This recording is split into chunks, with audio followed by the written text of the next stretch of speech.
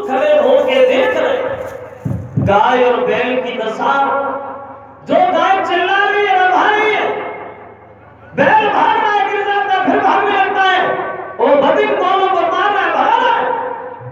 जैसे ये देखा, सिक्का खेलना तो छोड़ दिया और खड़े होकर के मन में एक बात सोच रहे थे, परमात्मा जिस गाय को हम हिंदुओं में अपनी मां मानते हैं और मां समझ के जिसकी पूजा करते हैं, वही उसे माना है। चलो आप इसे ही देख ले, तब और कुछ देखा जाएगा। चले तलवार उठाई और पहुंचे उस बदिक के पास। बोले बोल कन्हैया, अर्जुन अगर यहां नहीं रहे तो इसका मतलब ये तो नहीं होगा कि दुनिया में कोई बात नहीं ना। अरे पागल, अभी अर्जुन का अंश जिंदा है, अब सब मर थोड़ी गए। जो तूने गाय को मारा, ये हाथ उस पर चलाया, मैं तेरे से हाथ को नहीं छोड़ेंगे, तेरे हाथ को काट डालेंगे जो तूने गाय पे चलाया। जो ये बात कही तो वो गाय जो थी वो मानव की भाषा में परिषद से बोले, हे महाराज, आप हमें साधारण गाय समझ रहे हैं, मगर मैं साधारण गाय नहीं हूं। कौन हो? बोले हम पृथ्वी ही पृथ्वी। बैल लगाते हुए आगे बड़े बड़े महाराज हमारी ओर देखो, तो हम कोई बैल थोड़ी है। बोले तुम कौन हो? बोले हम धर्म है, धर्म, और जो ही हमें मार रहा है, भगा रहा है, ये कोई गैर थोड़ी है। जी है कलयुग महाराज, कलयुग। सत्य त्रेता द्वापर में हमारी जैसे ऐसे गुजर हो रही थी वो बढ़िया, मगर इस कलयुग के आते आते इसलिए हमारे सारे चरणों को ही तोड़ डाला। इसलिए हमने तो ये फैसला कर लिया, अब हमें यहाँ नहीं गए, हमको जाना है। परिषद बोले ऐसा क्या होगा जो आप लोग यहाँ से जा रहे हो? जवाब दिया अभी तो कुछ नहीं होगा महाराज, मगर आगे जो समय आएगा उसमें सब कुछ ही बदल जाएगा। क्या होगा? बोले सुना, अभी तो कुछ नहीं है महाराज, आप नहीं जानो।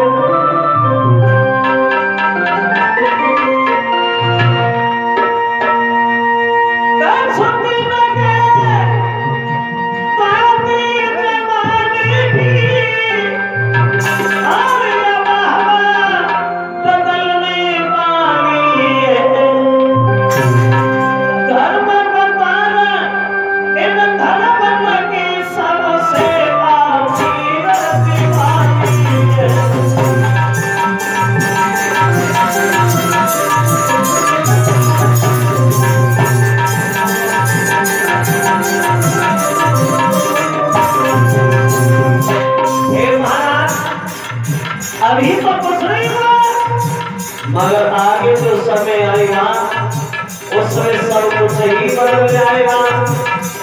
ये धर्म कोने में बैठ के रोएंगे और पाप गलियों में किरदारियां भर के खेलेगा और बोले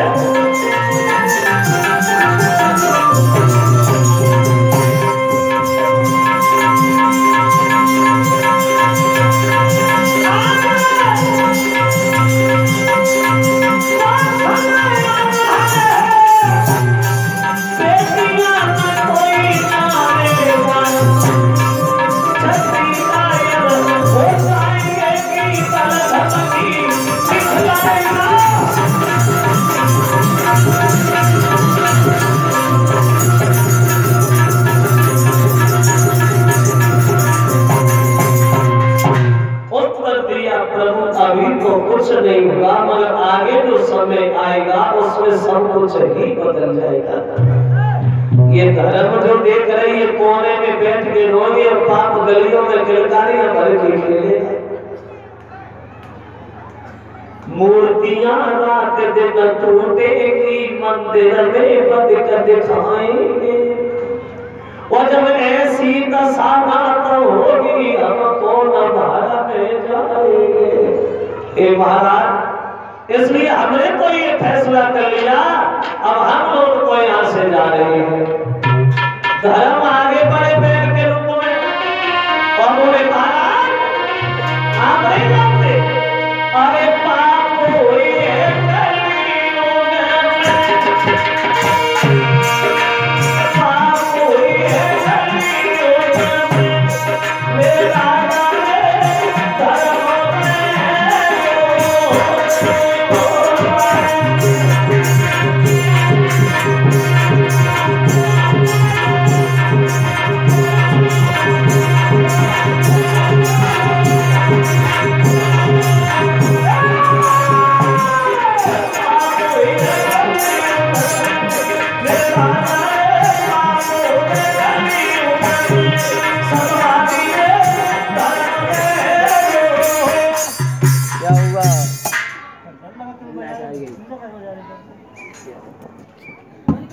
सब कुछ ही बदल गया।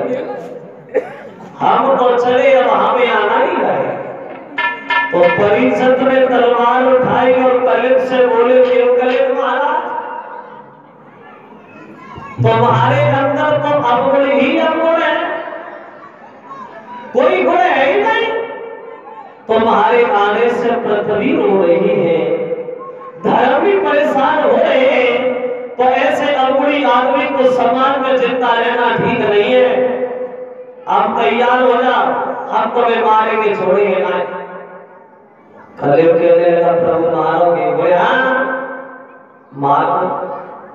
मार दो, मगर मारने से पहले एक बात हमारी जरूर सुनो। कहो।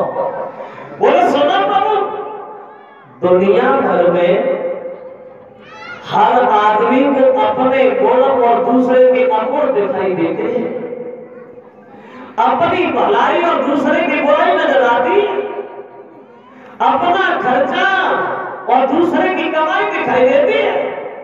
मगर ऐसी कोई भी चीज दुनिया में नहीं बनी है जिसके अंदर गुण और अवगुण दोनों मौजूद न हो। गुण और अवगुण हर चीज के अंदर मौजूद है प्रभु। अगर किसी के अंदर गुण ही गुण है, अगर गौर से देखा जाए तो एक अवगुण उसके भी अंदर निकल आएगा। कस्तूरी में है दोष जो रंग नाई है, और सोना में है दोष जो सुगंध नाई है।